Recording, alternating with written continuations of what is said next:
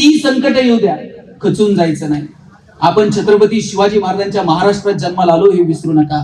शंभू राजे आप इतने छोटे हो और हाथी इतना बड़ा है, इस हाथी को आप महाराष्ट्र में कैसे ले जाओगे? एवढासा संभाजी राजा दिलेर खानाच्या डोळ्यात डोळे घालून सांगतो, ये तो जानवर है, बैठ कर जाएंगे, नहीं आया तो खींच कर ले जाएंगे, लेकिन हमारे आबा साहब ने जो आपको किले दिए हैं वो तो अभी महाराष्ट्र में है, उन्हें आप आगरा कैसे ले आओगे?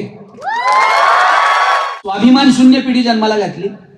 त्यांच्या ज्ञानावर विश्वास नाही, मनगटावर विश्वास नाही. त्यांच्या डोक्यात एकच आहे, नोकरी लागली पाहिजे. या पोरांची चूक नाही हो. पोरग काही वेगळं करायला गेलं का बापच त्याला सांगतोय अंथरूण पाहून पाय पसर. चालत ते पोरग हातपाय खुडून खुडून मरून गेले, पण बापानं काय त्याला कधी हातपाय पसरू दिले नाही. बापानं सांगितलं पाहिजे हातपाय पसर, अंथरुणाचं काय करायचं तुझा बाप बघल. एवढी धमक आपण आपल्या लेकरात निर्माण केली पाहिजे. जिल्हाधिकारी झाला, अख्खा जिल्हा हातात येतो की नाही? IPS ऑफिसर झाला, सगळ्या पोलीस प्रशासन जिल्ह्याच्या हातात येते की नाही? फक्त सिस्टीमला शिव्या देऊन सिस्टीम बदलत नाही, तुम्हाला तिचा भाग बनावा लागेल. अरे तुम्ही जिल्हाधिकारी झालात, तुम्ही अख्खा जिल्ह्याचं प्रशासन बदलू शकता. मी तुम्हाला एक साधा किस्सा सांगतो. मी का म्हणतो की तुम्ही मोठा विचार करा. माझं गाव आहे नगर जिल्ह्यातलं पारगाव भातोडी नावाचं पोरांना. माझ्या गावामध्ये स्मशानभूमी नव्हती आणि एक गावातला तरुण मुलगा गेला. रात्री त्याचा अंत्यविधी झाला 12-1 वाजता. मी सकाळी जेव्हा त्याच्या आईला भेटायला गेलो, तरुण मुलगा गेल्यानंतर त्या आईचं दुःख किती असेल.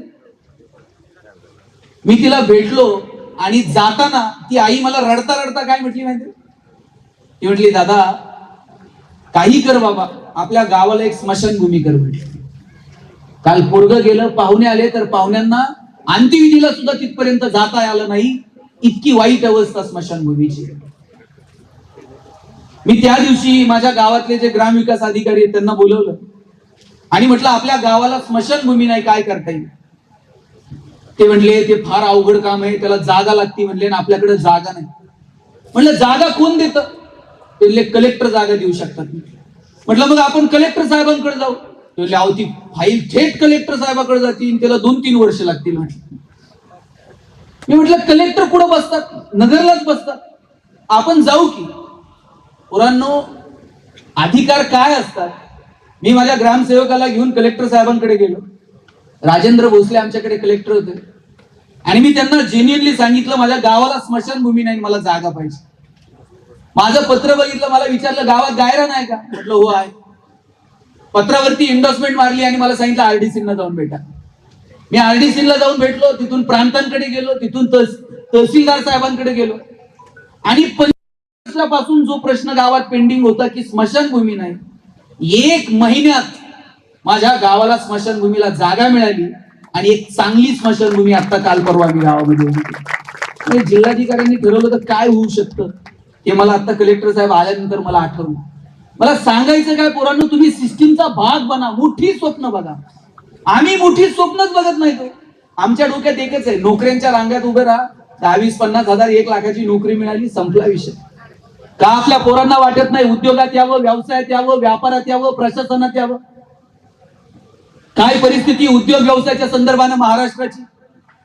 टायरवाले केरळचे, किराणा व्यवसायात पटेल, हार्डवेअरची दुकानं बोरींची, बांधकाम व्यवसायात UPचे लोक, गवंडी सगळे बिहारचे, सुतारकामात राजस्थानी, हॉटेल सगळी दक्षिणात्यांकडे, चायनीजच्या गाड्या पूर्वांचलचे तरुण चालवतात. बरं चला, संविधानाने त्यांना अधिकार दिलाय, कुठेही जातील, कष्ट करतील, पोट भर. आम्ही कुठे? आमच्या डोक्यात एकच आहे, मार्क आणि नोकरी. याच्या पलीकडे विचार नाही. आमच्याकडे पोरांनो एक बाग आहे आणि त्या बागेमध्ये 1 क्लर्कची जागा आहे. एका क्लर्कच्या जागेसाठी 1000 पोरांनी ऍप्लिकेशन केलं. आता जागा 1 आहे म्हटल्यानंतर किती जणांना नोकरी मिळेल? एकालाच मिळणार आहे. परवा साहेब औरंगाबाद मध्ये 39 पोलीस शिपाई पदाच्या जागा आहेत.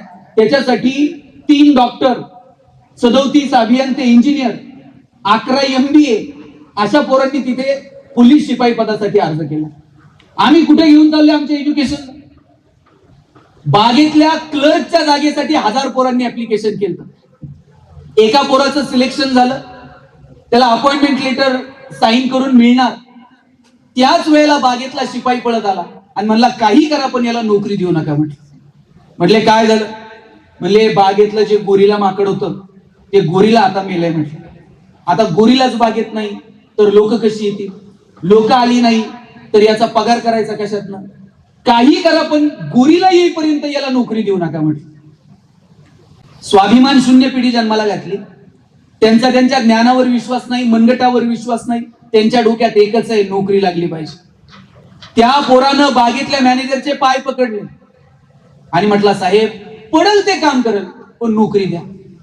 बागेतला मॅनेजर म्हणला पाय सोड, तुला नोकरी क्लर्कची देतो, तुला फॅसिलिटीज क्लर्कच्या देतो, पण जोपर्यंत बागेत गोरीला येत नाही तोपर्यंत तुला काम मात्र गोरीलाच करावं लागेल.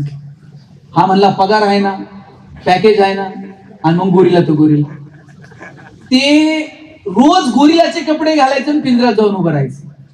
लोक यायची, शेंगा बिंगा खायला घालायची. म्हणला मजा, पगार पण चालू आहे, डेली अलाउन्स पण सुरू आहे. म्हटलं एक दिवशी कॉलेजच्या पोरापुरींची ट्रिप आली आणि कॉलेजच्या पोरापुरींकडे बघून हे जोर जोरात उड्या मारायला लागले आणि उड्या मारता मारता चुकून वाघाच्या पिंजऱ्यात जाऊन पडले.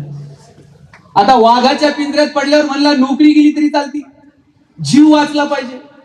जीव वाचावा म्हणून हे जोर जोरात ओरडायला लागलं. याच्या आवाजानं झोपलेला वाघ जागा झाला, चवताळून याच्या अंगावर धावून आला आणि हातावर हात ठेवून म्हणला ओरडू नको नाही तर दोघांची नोकरी जाईल. नंतर कळलं गोरिलाच्या भूमिकेत डिप्लोमा झालेलं होतं आणि वाघाच्या भूमिकेत डिग्री झालेलं. जे शिक्षण तुम्हाला स्वाभिमान देऊ शकत नाही, जे शिक्षण तुम्हाला आत्मविश्वास देऊ शकत नाही, तुम्ही त्याला शिक्षण म्हणणार आहात का? काय करायचं ते पोरांनो आत्ताच ठरवून घ्या. मुला मुलींना माझं सगळ्यांना सांगणे, मी जास्त वेळ तुमचा घेत नाही, शेवटचे 5 मिनिट घेतो. पण तुम्ही मोठी स्वप्न बघा. आणि खरं तर अशा फंक्शनला आहे ना पोरांच्या आई वडिलांना पण बोलवलं पाहिजे सर. या पोरांची चूक नाही हो. पोरग काही वेगळं करायला गेलं का बापच त्याला सांगतोय अंथरूण पाहून पाय पसर. चालत ते पोरग हातपाय खोडून खोडून मरून गेले, पण बापानं काय त्याला कधी हातपाय पसरू दिले नाही. बापानं सांगितलं पाहिजे हातपाय पसर, अंथरुणाचं काय करायचं तुझा बाप बघल. एवढी धमक आपण आपल्या लेकरात निर्माण केली पाहिजे. हे संकट बिंकट येत राहतात, चल संकटाच्या समोर छाती काढून उभं राहू हे सांगणारा बाप, हे सांगणारी आई पोरापोरींकडे पाहिजे. आई बापाचं तुमच्यावर प्रचंड प्रेम आहे पोरांनो. त्यांनी तुमच्याकडनं फार अपेक्षा ठेवलेल्या आहेत. बापाला वाटतं आत्ता पोरग सुटेल, आत्ता हाताखाली येईल, आत्ता मला मदत करेल. तुमची फी भरता यावी याच्यासाठी बाप 1-1 रुपया बाजूला ठेवतो. पोरींनो तुमच्या बापाचं तर तुमच्यावर एवढं प्रेम आहे, स्वतः फाटलेली चप्पल घालेल, पण तुम्हाला मात्र कॉलेजला जायला चांगले कपडे, चांगले शूज घेऊन देतो बाप. स्वतः सायकलवर कामाला जाईल, पण कॉलेजला यायला पुरीला गाडी घेऊन देईल, बसचा पास काढून देईल. पोरापेक्षा सुद्धा बापाचं थोडं जास्त प्रेम पुरीवर असतं आणि पुरीचं सुद्धा काकणभर जास्त प्रेम तिच्या बापावर असतं. आई जर पुरीला रागवली तर पुरीला फार काय वाटत नाही, ती म्हणते आई काय रोजच रागवत असते. वडील जर थोडा आवाज वाढवला ना, वडील जर कधी म्हणले ना दीदी, दीदीला दिवसभर करमत नाही. दिवसभर आईच्या मागे पळत असते, आज बाबा मला रागवले, आज बाबा जरा ओरडले. तुमच्या आईची तुमच्या बापाची काय अपेक्षा आहे तुमच्याकडनं? पोरांनो तुमच्याकडनं इतकीच अपेक्षा आहे की तुम्ही नाव कमवावं, तुम्ही मोठं व्हावं, तुमचा रुबाब तुमच्या आई बापानं बघावा. कलेक्टर साहेबांचे आई वडील जर कधी ऑफिसला आले आणि तो रुबाब बिबाब जर बघितला, काय त्या वडिलांना आणि आईला अभिमान असेल. उद्या जर तुम्ही कलेक्टर झाला तर असं लाल दिव्याच्या गाडीने दार उघडायला पण शिपाई हो. आम्ही सगळेजण स्वागताला उभे राहू, अरे वा मॅडम तुम्ही आमच्या कॉलेजला होतात, आता तुम्ही जिल्हाधिकारी आहात. ह्या आनंदासाठी काय करायचंय तुम्हाला? इकडचा डोंगर उचलून तिकडे ठेवायचा? आयुष्यातली पुढची जी 5-10 वर्ष आहेत ती थोडीशी गांभीर्यानं तुम्ही त्याच्याकडे बघा. आणि पोरांनो तुम्ही तर सिरियस व्हा, नाहीतर इतकं वाईट अवस्था आहे. आज प्रत्येक आई वडिलांसमोर पोराच्या लग्नाचं टेन्शन. लग्नच जमत नाहीयेत, प्रत्येक गावात 5-50 पोर आहेत. आमच्याकडे एकाचं लग्न जमना, त्याच्या मित्रानं सांगितलं पगार जरा वाढून सांगायचा, म्हटला मग लग्न जमते. त्या मुलीच्या वडिलांनी विचारलं किती पगार आहे? हा म्हणला 1.5 लाख. मुलीचे वडील म्हणले तुझ्याकडे बघून तर वाटत नाही 1.5 लाख असेल. नाही म्हणला तसा फिक्स 1.5 लाख आहे, कटिंग करून 8,000 हातात येतो. तुम्ही किती दिवस स्वतःला फसवणार आहात.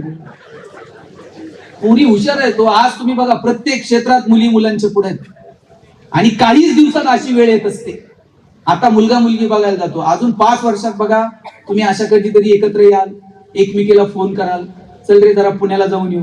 मैत्रीण विचारेल पुण्यात काय, ते मुलाचे वडील महिना झाले फोन करतायत, मुलगा बघून जा, मुलगा बघून जा. त्या 5-6 जणी अशी गाडी घेऊन मुलगा बघायला निघणार. आपला भाऊ कुठेतरी दारात रांगोळी काढत असणार, आपण आरशाच्या पुढे इन बिन करून उभं राहायचं.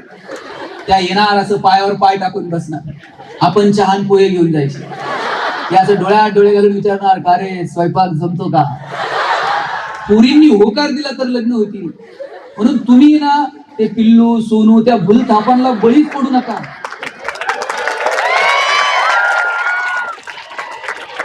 तुम्ही एकदा स्वतःला सिद्ध केलं ना, रांग लागते की नाही बघा. फक्त स्वतःला सिद्ध करण्यासाठी कॉलेजचे दिवसात झोकून द्या. आमच्या कॉलेजचं माजी विद्यार्थ्यांचा मेळा होता पोरांना. आमच्या वर्गात एक पोरग होतं, कधी कुणाशी बोलायचं नाही, पण आता ते डॉक्टर झाले. शाळेत असताना कॉलेजला असताना कुणीच त्याला भाव दिला नाही, पण आता मस्त हॉस्पिटल टाकलंय.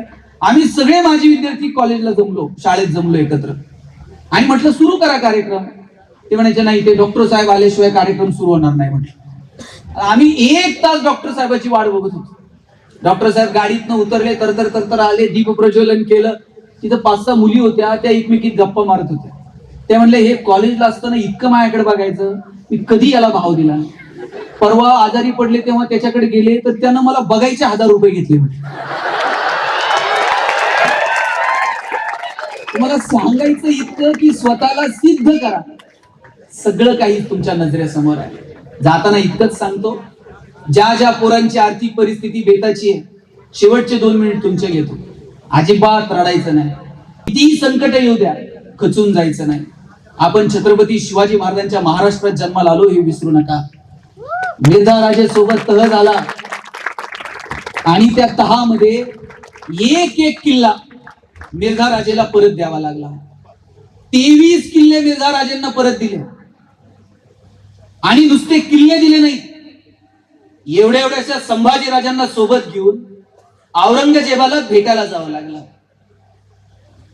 मग मधला जो प्रवास आहे त्या प्रवासात शिवाजी राजांचं आणि संभाजी राजांचं काही तर बोलणं झालं असेल की नाही पोरांनो. काय बोलले असतील शिवाजी राजे संभाजी राजांना. स्विस बँकेत आपलं अकाउंट आहे, पुण्यात आपले 2 फ्लॅट आहेत. काय बोलले काय असतील. शिवाजी राजांनी सांगितलं असेल, शंभूराजे आतापर्यंत तुम्ही जिंकणं बघितलं, आतापर्यंत तुम्ही यश बघितलं, आयुष्यातला संघर्ष सुद्धा जवळून बघा, चला माझ्या सोबत. घेऊन गेले. तिथं गेल्यानंतर औरंगजेबाने एक हत्ती संभाजी राजांना भेट म्हणून दिला आणि थोडीशी गंमत करावी म्हणून दिलेर खान म्हटला, शंभूराजे आप इतने छोटे हो और हाथी इतना बड़ा है, इस हाथी को आप महाराष्ट्र में कैसे ले जाओगे. एवढासा संभाजी राजा दिलेर खानाच्या डोळ्यात डोळे घालून सांगतो, ये तो जानवर है, बैठ कर जाएंगे, नहीं आया तो खींच कर ले जाएंगे, लेकिन हमारे आबा साहब ने जो आपको किले दिए हैं वो तो अभी महाराष्ट्र में है, उन्हें आप आगरा कैसे ले आओगे. एवढासा संभाजी राजा, पण माहित होता आता 10 दिलेत आणि गेल्यावर घेऊ की परत एक.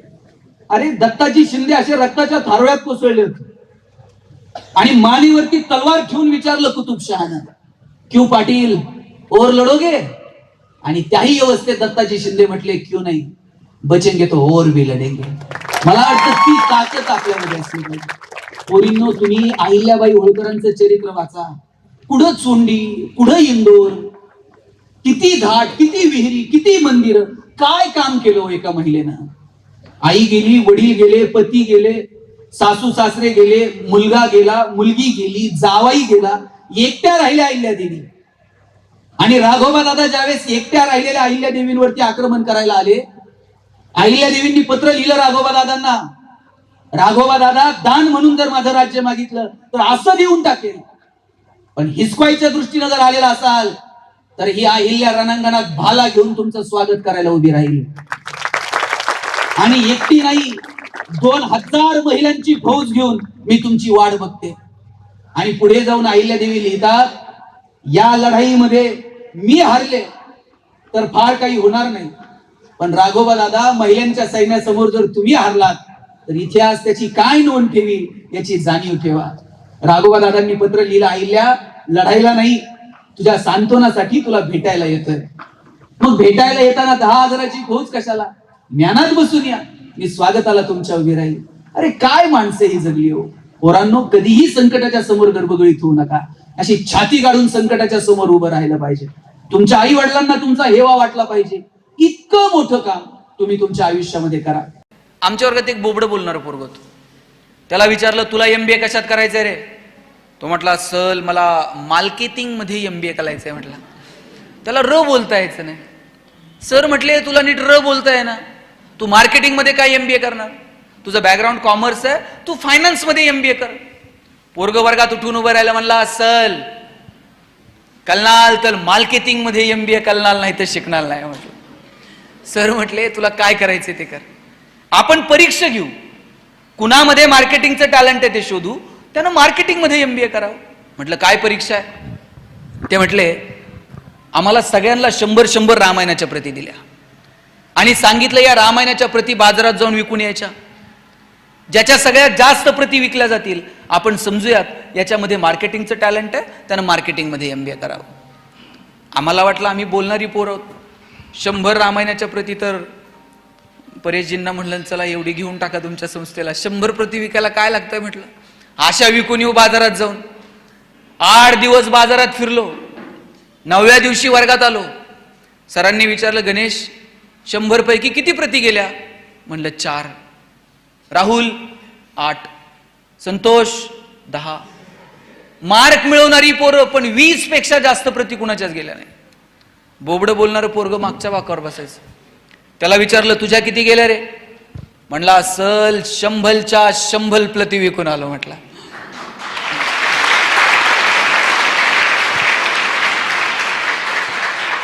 सर म्हटले, कोणती स्ट्रॅटेजी, कोणतं रेफरन्स बुक, काय केलं तू? म्हणला, काहीच नाही, मी लोकांच्या दालात द्यायचो, बेल दाबायचो, लोक बाहेर यायची, लोक बाहेर आली की समोर लामायण ठेवायचो आणि सांगायचं, हे लामायण इकत घेता का वाचून दाखवू?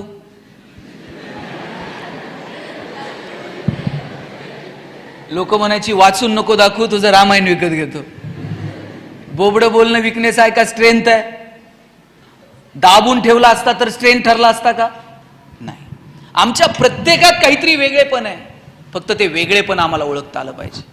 ज्या दिवशी पोरांनो तुम्हाला तुमच्यातलं वेगळेपण सापडेल, त्या दिवशी तुमचं जगणं सुंदर होऊन जाईल.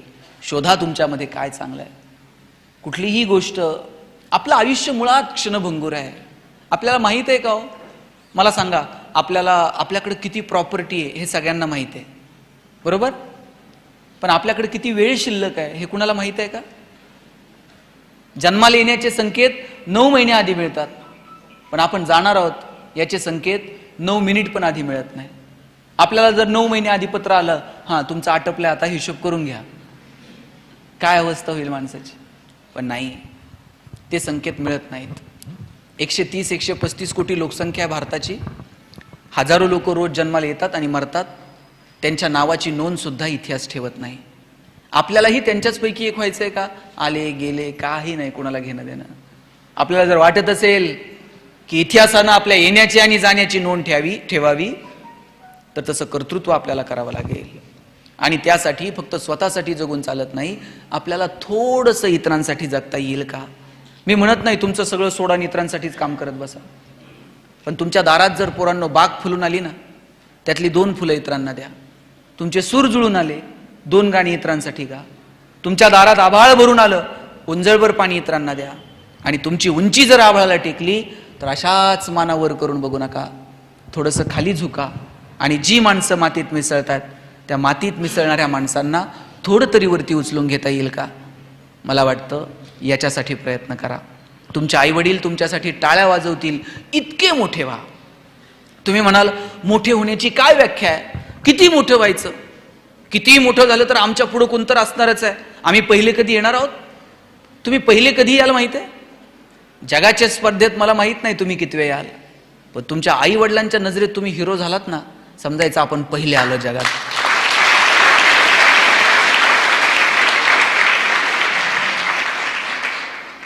विठ्ठल लहाने नाव ऐकलंय?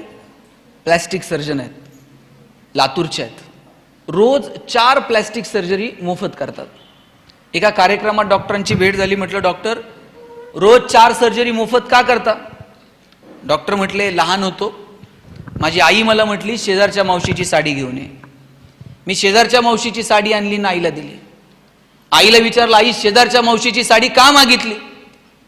आई म्हटली, लग्नाला घालून जावी अशी एकही साडी माझ्याकडे नव्हती म्हणून शेजारच्या मावशीची मागितली. टचकन डोळ्यात पाणी आलं की आपल्या आईकडे एक साडी नसावी की जी लग्नाला घालून जाता येईल. आणि ठरवलं इतका अभ्यास करायचा, इतकं मोठं व्हायचं ना, आईला रोज नवीन साडी देता आली पाहिजे. डॉक्टर झालो, पैसे मिळायला लागले, कितीतरी साड्या मी आईला आता देऊ शकतो इतके पैसे मिळायला लागले. एक दिवशी एक मुलगी बघितली, तिचे ओठ फाटलेले होते, तिच्यासोबत तिचे वडील भाऊ होता. तिचं लग्न जमत नव्हतं असं कळलं. त्या दिवशी तिच्या भावाला आणि वडिलांना म्हटलं, हिला उद्या हॉस्पिटलला घेऊन या, आपण हिची सर्जरी करू. वडील म्हटले, डॉक्टर साहेब ही प्लॅस्टिक सर्जरी वगैरे नटनट्यांची कामं, आमच्याकडे कुठून एवढे पैसे? त्यांना पैसे नाही लागणार, मोफत सर्जरी करूया. दुसऱ्या दिवशी भाऊ वडील मुलीला घेऊन आले, सर्जरी झाली, पोरगी गोड दिसायला लागली. 6 महिन्यांनी पोरीचं लग्न जमलं. बाप आणि भाऊ पेढे घेऊन आले. एका हातात पेढा होता आणि दुसऱ्या हातात आयुष्याची सगळी प्रॉपर्टी होती. ही सगळी प्रॉपर्टी त्या पेढ्याच्या समोर खुजी वाटायला लागली आणि ठरवलं रोज 4 तरी पेढे कमवायचे. डॉक्टर सांगत होते, माझे वडील 90-92 वर्षांचे आहेत, पण तरुण पोराला लाजवेल असं हवेत तरतर तरतर चालत असतात. एक दिवशी वडिलांना विचारलं, बाबा एवढ्या हवेत का चालता? वडील म्हटले, मी प्लॅस्टिक सर्जन विठ्ठल लहाने आणि पद्मश्री डॉक्टर तात्याराव लहानेचा बाप आहे, हवेत नाही चालणार तर काय चालणार?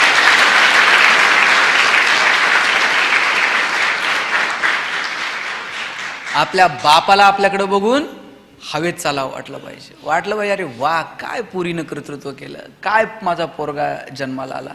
मला वाटतं हे आपल्या आईवडिलांना सांगता आलं पाहिजे. आणि याच्यासाठी म्हणून प्रामाणिकपणे अभ्यास करा. मी सांबरे साहेबांच्या हॉस्पिटलला भेट दिली. कितीतरी सर्जरी तिथे मोफत होतात, कितीतरी ग्रामीण भागातून लोक तिथे येतात, कितीतरी लोकांवरती तिथे उपचार केला जातो. मला वाटतं हे साहेब, या पवित्र व्यासपीठावर मी आपल्याला सांगतो, निसर्गाचा नियम आहे, तुम्ही 1 दाणा पेरला तर त्याचे 1000 दाणे उगवतात. तुम्ही जेवढं समाजाला द्याल ना, त्याच्या कितीतरी पटीनं हा समाज भरभरून तुम्हाला परत करेल. निसर्ग कुणाचंही उसनं ठेवत नाही. म्हणून तुम्ही ज्या या लेकरांसाठी करताय, शाळा कॉलेजांसाठी करताय, त्या दिवशी गप्पा मारता मारता मी सहज त्यांच्याशी बोलत होतो. ते म्हटले की मी इथं शाळा सुरू करण्यापाठीमागचा उद्देशच हा होता, का बरं आपल्या ग्रामीण भागातल्या आदिवासी पाड्यातल्या पोरांना चांगलं एज्युकेशन मिळू नये, का क्वालिटी एज्युकेशन त्यांना मिळू नये. मोठमोठ्या शाळांमध्ये 60-65 हजार, अहो त्यांची 65,000 70,000 वर्षाचं इन्कम नाही आणि 60-65 हजार रुपये ते उत्पन्न शाळेत फी कशी भरू शकतील? आणि म्हणून ही लेकरं सुद्धा शिकली पाहिजेत. या पोरांना सुद्धा माणूस म्हणून घडण्याचा, मोठं होण्याचा अधिकार नाही आहे का? ग्रामीण भागातली पोरं, ग्रामीण भागातली माणसं फार हळवी आहेत. पोरांनो, तुम्ही लक्षात ठेवा, कितीही मोठे झालात ना, मी तुम्हाला एक किस्सा सांगून थांबतो, जास्त वेळ तुमचा घेत नाही. तुम्हाला काहीतरी समाजासाठी करता आलं पाहिजे. तुम्ही IAS झालात ना, 10 पोरांना सांगा कसा अभ्यास करायचा, त्यातलं 1 पोरग जरी झालं तरी तुम्ही समाजासाठी काहीतरी करू शकलात. प्रत्येक वेळेस समाजाला द्यायला पैसेच लागतात असं नाही. कधी ज्ञान द्या, कधी मदत द्या, कधी मार्ग दाखवा, कधी कुणासाठी तरी कष्ट करा, पण काहीतरी समाजाला आपण देणं लागतो, ही भावना कायम आपल्या मनात असली पाहिजे. मी माझ्या वडिलांना विचारलं होतं, म्हटलं आप्पा जगणं कशानं सुंदर होतं, असले काय टॅबलेट बिबलेट काय आहे का? त्याने अशी एकही टॅबलेट मेडिकलमध्ये नाही की जिनं जगणं सुंदर होईल, किंवा कुठल्याही दुकानात तुझं जगणं सुंदर करण्याचे कॉस्मेटिक प्रोडक्ट्स तुला मिळणार नाहीत. म्हटलं मग कशानं जगणं सुंदर होतं? ते म्हटले तुला एक गंमत सांगतो. मला म्हटले तू एक यादी कर, ज्या लोकांनी तुला आतापर्यंत तुझ्या आयुष्यात मदत केली. मी यादी करायला घेतली. शाळेत असताना या मित्राच्या गाडीवर बसून सायकलवर बसून शाळेत जायचो. कॉलेजला आल्यानंतर या मित्राच्या वडिलांनी मला फीला मदत केली, पुण्यात शिकायला आल्यानंतर याच्या रूममध्ये राहायचो. अशी मी 100-150 लोकांची यादी केली. म्हणलं या लोकांनी मला मदत केली आजपर्यंत. वडील म्हणले, अरे वा, ती माणसं तुला अजून आठवतात की ज्यांनी तुला मदत केली आहे, याचा मला हेवा वाटतो. म्हणले आता दुसरी यादी कर. म्हणलं दुसरी यादी काय? म्हणले तू आतापर्यंत किती लोकांना मदत केली त्याची एक यादी कर. मग मी ती यादी तयार करायला घेतली. आठवून मला आठवत नव्हतं मी कुणाला मदत केली. 5-6 इकडची तिकडची नावं लिहिली. म्हटलं या 5-6 लोकांना मी पण आयुष्यात मदत केली. वडील म्हटले, ज्या दिवशी तुझी दुसरी यादी पहिल्या यादीपेक्षा मोठी होईल ना, त्या दिवशी आपोआप तुझं जगणं सुंदर होईल.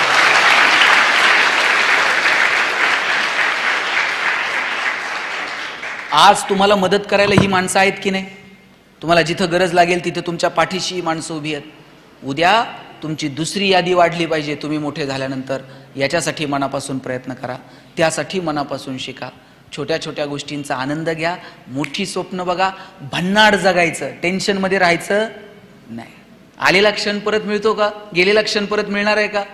जे क्षण आहेत ते आनंदानं जगायचे. आणि तुम्ही तर शाळा कॉलेजातले दिवस तर याच्यासारखे दिवस परत नाही. बेंच आहेत की नाही आता शाळेत तुम्हाला? कॉलेजमध्ये किती जण बसताय एका बेंचवर? 2-3. आम्ही 3-3 जण एका बेंचवर बसायचो आणि मग कर्कटकनं रेषा मारून जागा वाटून घ्यायचो. तुम्ही करता की नाही? तुझा हात इकडं का आला, तुझं दप्तर तिकडं काय गेलं. शेवटच्या दिवशी मला माझ्या बाईंनी उभं केलं आणि म्हटल्या, राजा बेंच इथंच राहणार आहे, तुला फक्त वर्ग सोडून जायचं. वाक्य छोटं होतं पण आयुष्यभर मनावर कोरलं गेलं. बेंच इथंच राहतो, आपल्याला सगळं सोडून जावं लागतं. माईक चांगला आहे, मला घरी घेऊन जाता येईल का? हां नाही म्हणते ते, घरी घेऊन नाही. आत्ता मी बोलतोय, उद्या या माईकवर दुसरं कुणीतरी बोलेल, परवा तिसरं कुणीतरी बोलेल. तुम्ही ज्या खुर्च्यांवर बसलाय त्या अजून 5 मिनिटं तुमच्या, 5 मिनिटानंतर कुणीतरी ते भरून गाडीत टाकून घेऊन जाईल. उद्या दुसरं कुणीतरी त्या खुर्च्यांवर बसेल. आपण कुणीच मालक नाही होत, लक्षात घ्या. आपण सगळे विश्वस्त आहोत, ट्रस्टी आहोत. सांभाळायचं, पुढच्या कुणाच्या तरी हातात द्यायचं आणि निघून जायचं. आपण कुणीही मालक नाही होत. म्हणून पुढच्या लोकांना त्याचा आनंद वाटेल असं कर्तृत्व आपल्याला निर्माण करता येईल का? मला वाटतं याच्यासाठी प्रयत्न करा. लक्षात घ्या, मानवजातीचा इतिहास नावाचं एक पुस्तक आहे, तुम्ही वाचा मुलांनो. परत भालचंद्र नेमाडेंचं हिंदू वाचा. अनेक पुस्तकं आहेत. किमयागार वाचा, अच्युत गोडबोलेंनी लिहिलेलं. चांगली पुस्तकं तुम्ही वाचली पाहिजेत. शाळेत लायब्ररी आहे ना, लायब्ररीतली अवांतर पुस्तकं आणली पाहिजेत, वाचली पाहिजेत. सिलेबसच्या थोडं पलीकडे जाऊन विचार करावं. तुम्ही फक्त सिलेबसमध्ये अडकलेले आहात आणि ते पण मार्कांसाठी. शिवाजी महाराज 4 मार्काला, संभाजीराजे 5 मार्काला, तुकाराम महाराजांचा अभंग अवघड आहे, ऑप्शनला टाकू पोरं म्हणले. परवा तर 10वीतला एक वर्ग मला विचारत होता, सर यावर्षी मराठीच्या पेपरला ज्ञानदेव पडणार आहेत का तुकाराम पडणार आहेत? म्हटलं हे पडतील कसे ज्यांनी महाराष्ट्र उभा केला. सगळंच कसं मार्कांसाठी असेल? थोडंसं मार्कांच्या पलीकडे जाऊन आपल्याला शिकता येईल का याचा विचार करा. आयुष्यातल्या छोट्या छोट्या गोष्टींचा आनंद घ्या. आणि शिक्षक आहेत का इथे? शिक्षक कुणी आहेत का? 2-4 जणच आहेत. जे कुणी शिक्षक इथं उपस्थित आहेत त्यांना शेवटचे 2 मिनिट सांगतो. ताई, आता घरी दूधवाला येतो का नाही दूध द्यायला? आता तुम्ही पिशवीतला आणत असाल, पण पूर्वी दूधवाला यायचा दूध द्यायला, येतो ना? हां, मग दूधवाला ज्यावेळेस ते माप टाकतो त्यावेळेस तुमचं लक्ष कशाकडे असतंय? त्याच्या मापाकडं. त्यातलं त्यात तुमचं लक्ष पहिल्या मापाकडे नसतं, त्याच्यानंतर ते वरतून एक खुशीनं एक धार होतं बघा, आपलं लक्ष त्या धारेकडे असतंय. पहिलं माप तर त्याच्या बापाला ओतावं लागणार आहे पैशाच्या बदल्यात, पण नंतर ते वरतून एक फुकटची धार टाकतं, आपलं लक्ष त्याच्याकडे असतं. माझं सगळ्या शिक्षकांना सांगणं आहे, सिलेबस तुम्हाला कंप्लीट करावा लागणार आहे की नाही? परीक्षा घ्याव्या लागणार आहेत की नाही? शासनाच्या संस्थेच्या परिपत्रकानुसार काम करावं लागणार आहे की नाही? करावं लागणार आहे. पण या सगळ्याच्या पलीकडे जाऊन या लेकरांसाठी काही वेगळी धार आपण ओततो का? सिलेबसच्या पलीकडे जाऊन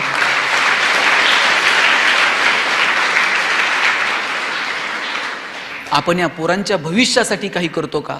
मला वाटतं या सगळ्या गोष्टींकडे लक्ष देण्याची वेळ आहे. आणि या पोरांचं जर भविष्य तुम्हाला शोधायचं असेल ना, ते वर्गपाठाच्या वह्यात, गृहपाठांच्या वह्यात नाही सापडत. यांचं भविष्य, यांचा भूतकाळ, यांचा वर्तमान काळ सगळं तुम्हाला वह्यांच्या मागच्या पानात सापडतं. मागच्या पानावर काय असतं तर मी सांगायला नको. रांगोळ्यांची डिझाईन असते, मेहंदीची डिझाईन असते, आकडेमोड असते. पोरांनी तर असली नावं खुडून खुडून परत दुसरी तिसरी परत ती खुडून काय काय सांगायचं असतंय.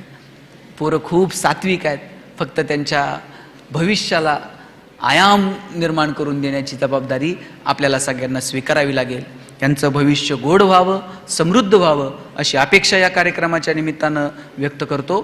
सांबरे साहेब, मला इथं आपण बोलवलं, या सगळ्या मुलांशी संवाद साधायची संधी उपलब्ध करून दिली, त्याबद्दल मी आपले मनापासून आभार मानतो. आणि पोरांनो, एक मिनिट इकडे लक्ष द्या. Information and knowledge, these both concept are different from each other. तुम्ही माहितीला ज्ञान समजायची गल्लत करू नका. माहिती संकलनाच्या नादात ज्ञानापासून दूर जाऊ नका. माहितीचं ज्ञानात रूपांतर कसं करायचं हे ठरवा. तुमच्याकडं काहीतरी कॉमन सेन्स असला पाहिजे, त्याचा विचार करा. मी एक जणाला ती गोष्ट सांगितली ससा आणि कासवाची, आणि म्हटलं बघ ते ससा झोपला आणि कासव जिंकलं. म्हटलं हो मामा, ही किती दिवस झाले मी ही गोष्ट ऐकतोय. म्हटलं मग एवढे दिवस ही गोष्ट ऐकतोय, याच्यातून तू काय शिकला? म्हणला मी एकच शिकलो, रेस हारली तरी चालेल पण दुपारची झोप चांगली व्हायला पाहिजे. म्हणला कॉमन सेन्स नाही. म्हणून अवांतर वाचा, चांगल्या लोकांना भेटा, चांगल्या माणसांशी गप्पा मारा आणि त्यातून भविष्याचा वेध घ्या, एवढा विचार व्यक्त करतो आणि थांबतो. जय हिंद, जय महाराष्ट्र.